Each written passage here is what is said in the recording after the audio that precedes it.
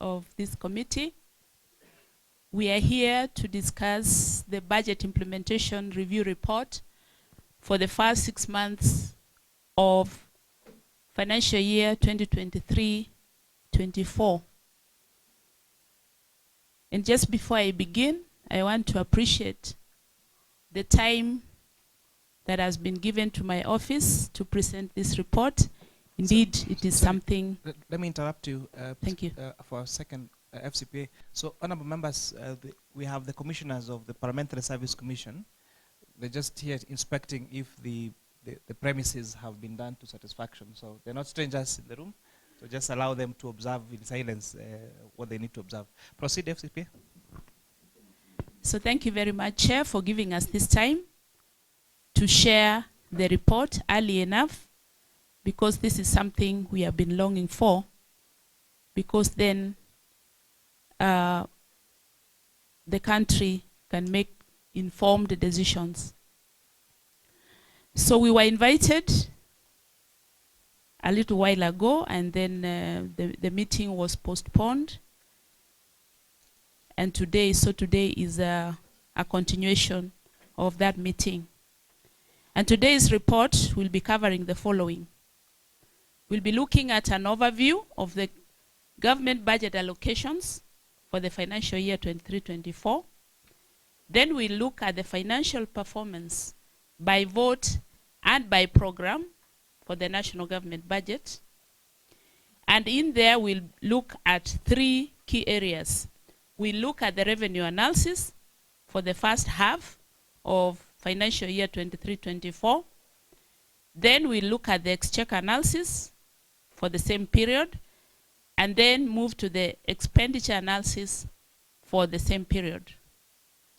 Then on number 3, we'll also look at the non-financial performance, showing the actual outputs achieved relative to the set targets in the financial year 23-24 based on the program-based budget.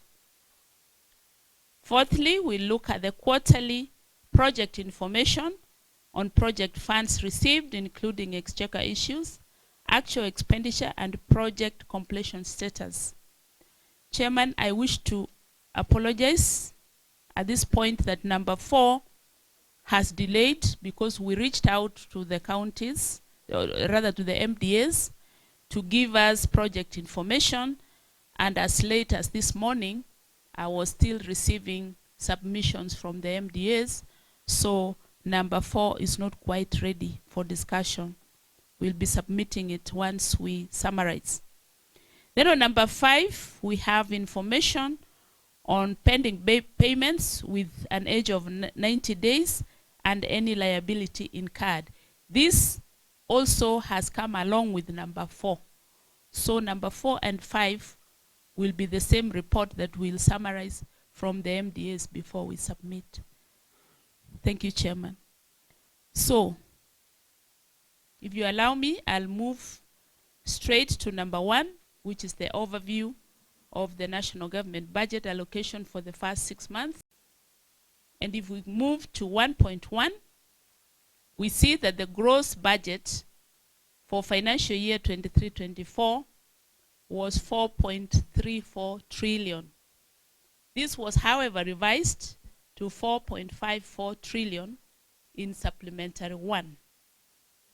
If we compare this to the 3.67 trillion for the previous year, we can see that there was an increase in real terms. This allocation comprised of Kenya shillings 807.4 billion for ministerial development expenditure. Then in supplementary 1, this was revised downwards to 783.22 billion shillings, representing a 3% decline. And we had 1.56 trillion for ministerial recurrent expenditures, which was revised to 1.68 trillion, representing a 7.4% increase. And we can see the real figures there.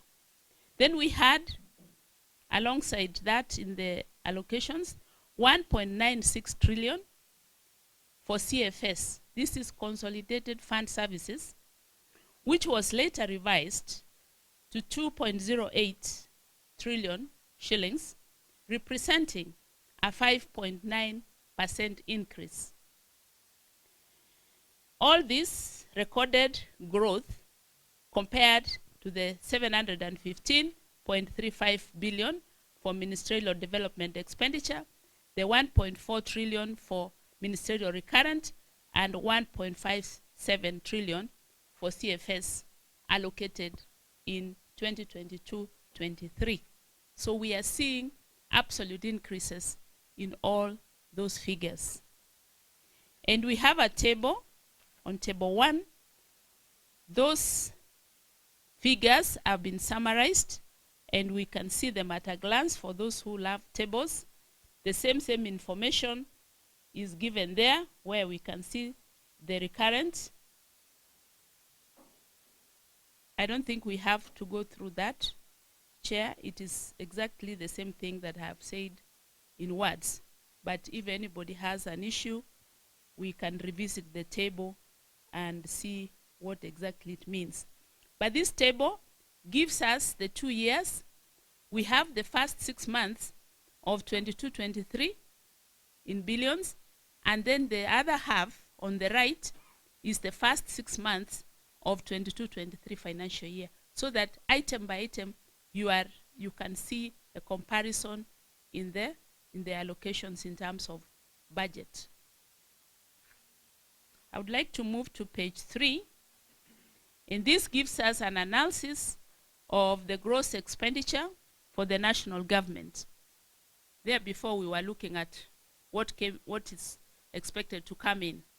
The gross expenditure was 1.62 trillion in the original budget, recording an absorption rate of 36.1 against 50% expected at half year. So what we are saying here, honorable members, is that we spent only 36.1% as per the half year, which is way below the 50% which we expected by half year. The total exchequer issued by the National Treasury to the national government for the first 6 months was 1.3 billion, sorry, trillion.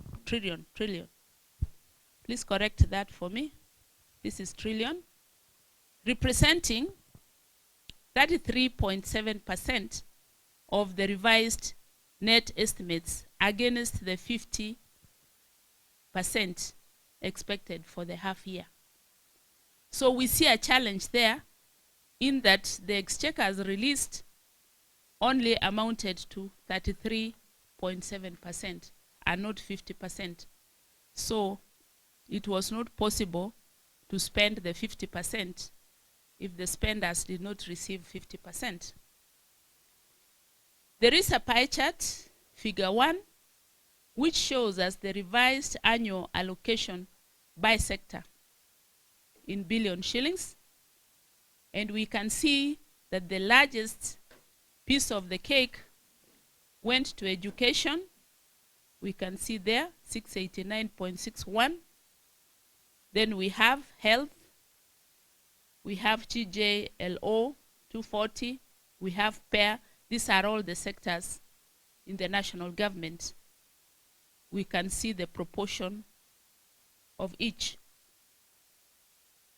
So if we move down to paragraph 2.0, we now look at the financial performance by vote and by program.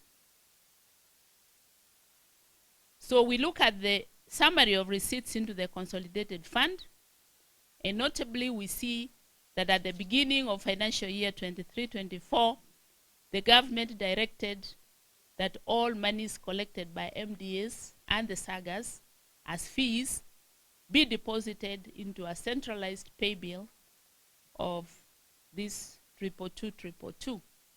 We are aware of that, the e-citizen. So what did we receive then into the consolidated fund? So when we look at 2.1.1, we find that in the first 6 months of 23-24 financial year, total receipts into the consolidated fund were 1.44 trillion shillings. This represented that 3.7% of the revised annual target, compared to 1.43 trillion, which then was 40.5% of the annual target recorded in a similar period of 22-23. So we see there that the figure is almost the same, but because the target was lower in 22-23, the percentage was 40.5 as opposed to this financial year when it is only 33.7%. The receipts comprised of an opening balance from 22-23 financial year. Then we have tax and non-tax revenue, domestic borrowing, external loans and grants, and other domestic financing. All this is summarized in Table 2. We can see the receipts that came in and the percentages. And we can also compare that with what we received in the previous financial year at the same time. So, briefly, maybe if I can just highlight that the performance against targets, we can see the tax revenue on that table contributed 42.1%. Then we have non-tax revenue contributing 47.8%. Then domestic borrowing, 31.7%. External loans, 9.2%. And other domestic borrowing coming in at 111.1%. So what we are saying here, that this is the average that gives us the performance of 33.7 out of 100%.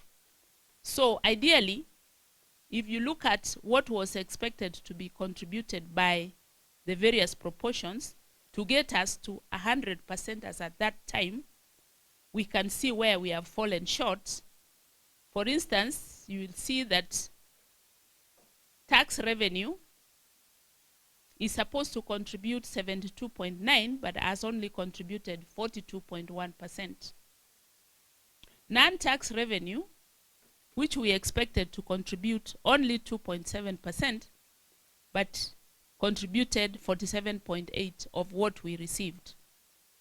Domestic borrowing, which we expected to give us 18.7% of what we received, instead contributed 31.7%. And maybe notably, other domestic financing, which was to contribute 0.2, instead contributed 111.1% to give us the average for the 6 months. So during this period, as we have seen, tax revenue had a performance of 42.1%. We had an initial target of 2.5 trillion Kenya shillings, and what we got compares unfavorably with 46%, which we had in the previous financial year 22-23. Other domestic financing recorded the highest performance, and we'll be hearing what this other domestic financing is all about as we move along with the report. Tax revenue category contributed the highest proportion to total receipts in absolute terms, because in absolute terms we are saying that even when they didn't hit the target, the tax revenues was still a major contributor to our receipts. Let's look at the exchequer analysis for the first half of the financial year 23-24. The approved budget estimates allocate all 81 MDAs and the 47 counties, as well as the 3 consolidated fund service votes. During the first 6 months of 23-24 financial year, net exchequer issues to the national and county governments amounted to 1.44 trillion, representing 33.7% of the revised annual net estimates, as opposed to the projected 50%, and which compares favorably with the 1.37 trillion issued in a similar period of 22-23. And this is summarized in Table 3. We can see here what we are saying. And in the first half of that table, we have the first 6 months of 23-24. And then we have the comparative, which is financial year 22-23 on the right side. So if we look at recurrent, and here we are looking at the exchequer issues. The first 2 columns give us the original estimates and the revised. Out of that, we can see that recurrent received 1.228, almost the 1.3 that we have summarized, which is 35.7. As a percentage of exchequer issues, this took up 85.2% of all the exchequers. If we look at the MDAs and the CFS respectively, this is now, we are just dividing up the recurrent. We can then see the proportions that the MDAs got 41.2%, while the CFS got 32.1%. And as a percentage of the total exchequer, 38.9 goes to the MDAs and 46.3% goes to CFS. We will begin appreciating these differences when we'll be looking at what makes up the CFS. The CFS, honorable members, honorable chair, is where we pay the public debt. You can see it has the largest proportion of 46.3 of the recurrent. Then when we look at development, we can see that development only got a small portion of the exchequer issues, and we can see 70.41. That is the amount we actually outlaid in development. This was only 15.4% and 4.9 of the total exchequers that were released. Now, those figures you see there can be compared to the respective columns on the other side of 22-23. And for instance, we can see the total recurrent being 80.8. So we can say that in 23-24, there was a higher amount of recurrent than the previous year when it was only 80.8. And in terms of the components, we can see that MDAs got 40.2% and CFS 40.6, which was almost similar. But when we look at 23-24, we can see that the two figures are different from what we had in the previous year. So when we look at the subtotal for recurrent, we see exchequers of 90.1% compared to 89.7, and roughly, so the same percentage didn't change too much. But when we look at development, like I said, development did very poorly.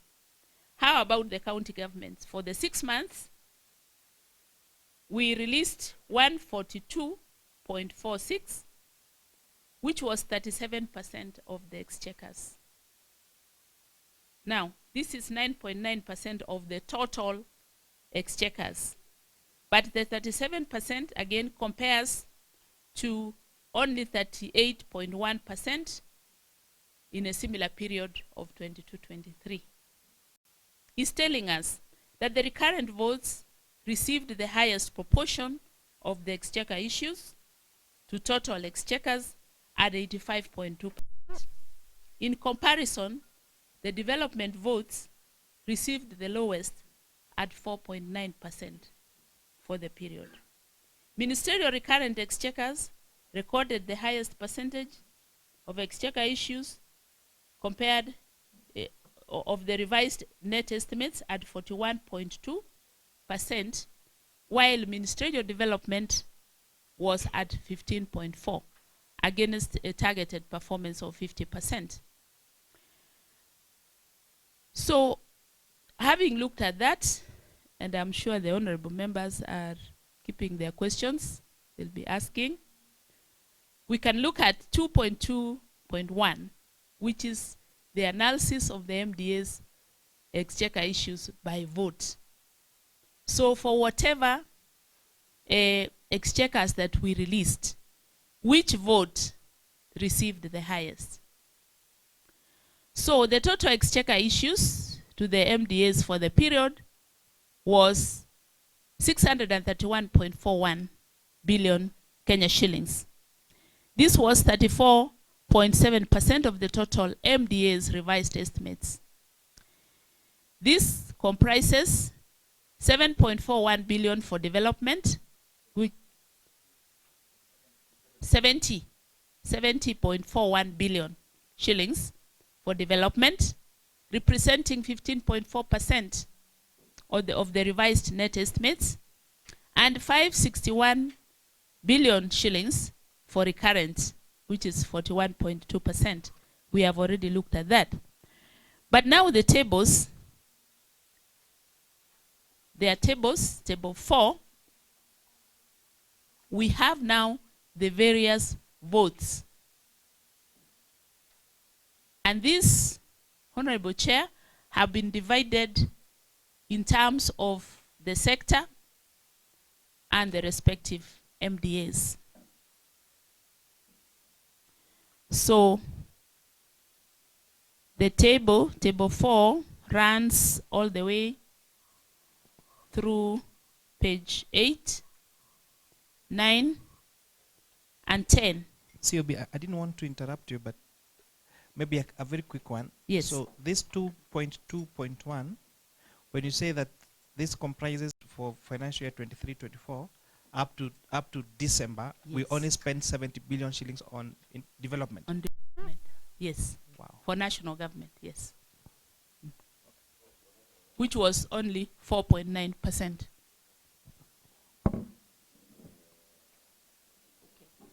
Now, so when what is the total budget for the national government?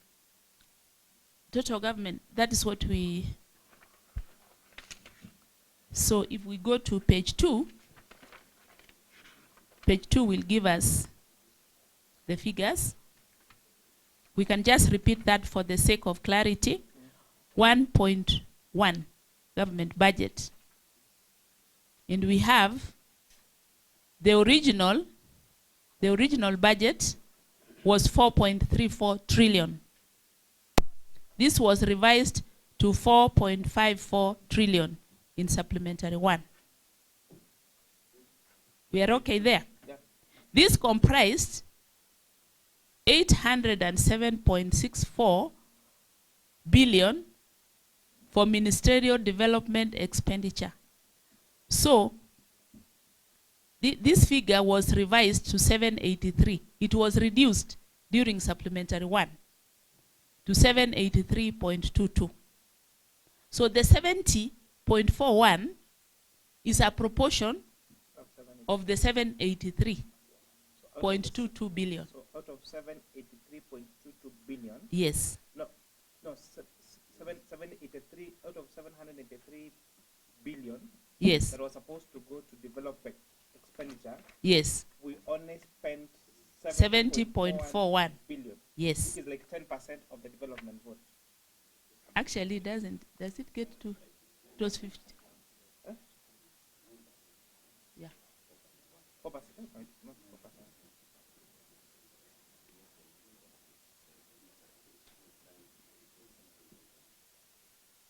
But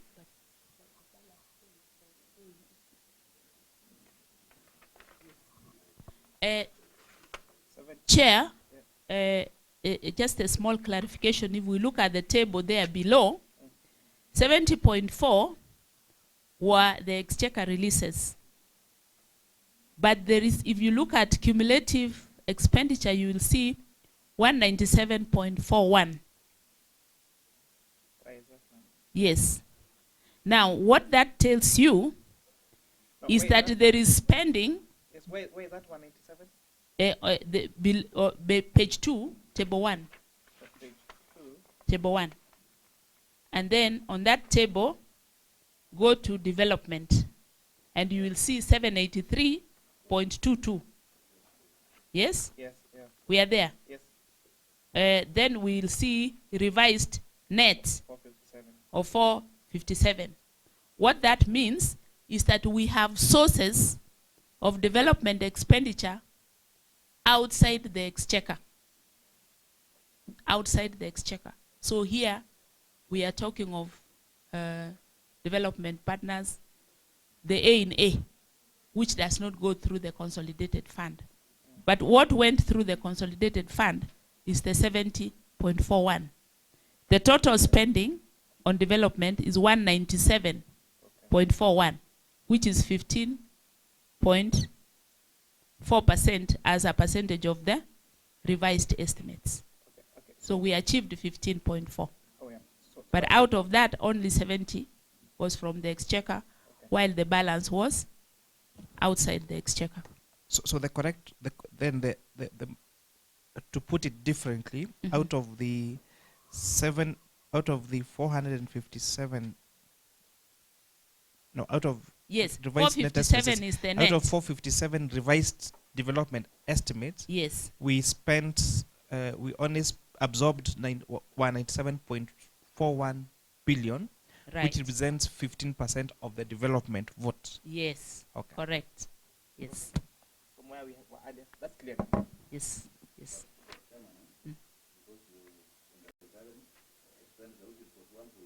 You're on table 3? Yeah, no, I'm just in the 5. That's table 3. It has no tally. The 5, 4.1.2% does not tally.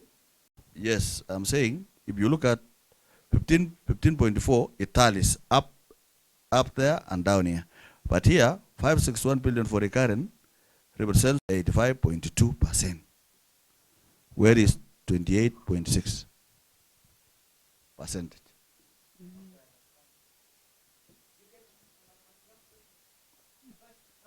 Yes, I am saying page 5. Let's read from the top. It says the current vote received the highest proportion of exchequer issues over total of, that is the recurrent exchequer issues of 85.2%. Yes. In comparison to development vote of lowest 4.9%. Yes. When you come to the next paragraph, it says the administration recurrent issues recorded the highest percentage of exchequer issues to revised net estimate of 41.2% in comparison to ministerial development of 15% against the targeted performance of 50%. Okay, when you now come to 2.21, says the total exchequer for MDS for the period is 631.4 billion, which is 34.7%. No problem with that, of the total MDS received. Yes. This comprises 70.4. I have no problem with that for development exchequer, which is 15.4% of the revised net development estimates. And Kenya shillings 561 billion for recurrent expenditure, which is 41.2%. After you talk about recurrent expenditure release of 85.2%. So if you compare 41.2 and 85.2, there's a big miss of about 28.6%. or if you go back to the table, that is for percent, that is a percentage of exchequer issues to total issues is for the whole recurrent budget. And this, yes, which is MDAs plus CFS. Yes. So, yes, Yes, that doesn't have the CFS. Yes. Now you're on the same page? Yes. Proceed, FCPA. Thank you. Looking at the various votes, and I was saying, honorable members, that the votes are quite extensive. Just go straight to page 12. Yes, please. So this page 12 will actually give us a summary of what we are talking about in terms of votes. And an analysis of the exchequer issues towards development expenditure shows the following. That the GECA sector, and we'll be told in a moment what GECA is. Patrick, can you tell us what the GECA is? Thank you, Chair.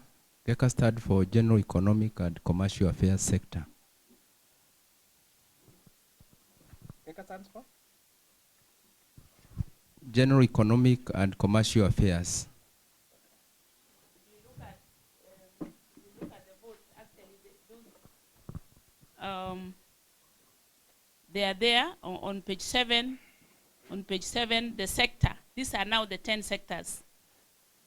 This is the General Economics and the Commercial Affairs sector, covers trade, the ASALs and regional development industry, a State Department for micro, small and medium enterprises. It has a State Department for investment promotion, for East African community, Department of Cooperatives, and State Department for tourism. So if we go to 12, if we could be cross-referencing when we see the sector, we can cross-reference to the tables that we left just now. So this sector is the one that had the highest proportion. And this sector had 38.1%, while the EPW and NR sector received the lowest. Here we are looking at the highest and the lowest. The EP is, let's look, the energy, the EP. That's the energy. That is the energy, environment. You're on page 12.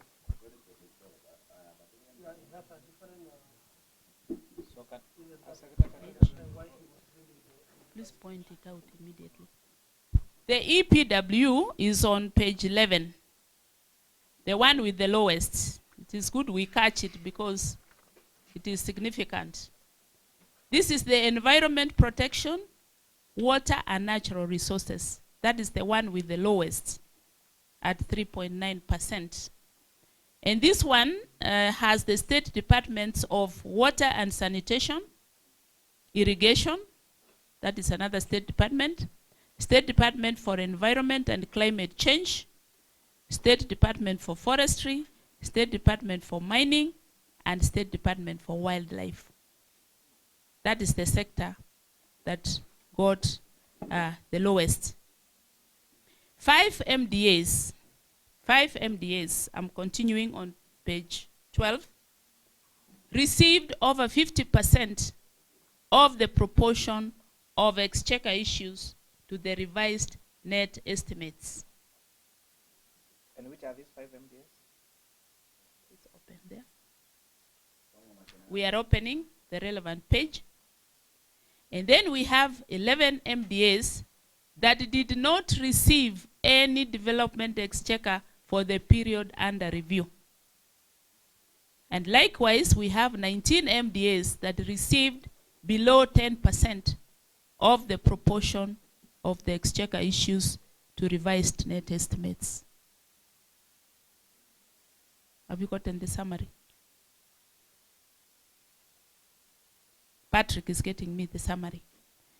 A review of the MDA's recurrent expenditure issues shows that the GJLO, again, we can familiarize ourselves.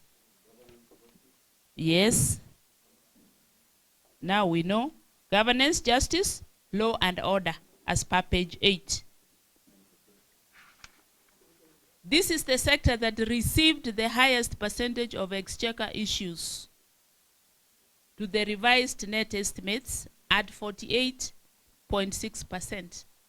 In comparison, the education sector received the lowest proportion at 37.8%.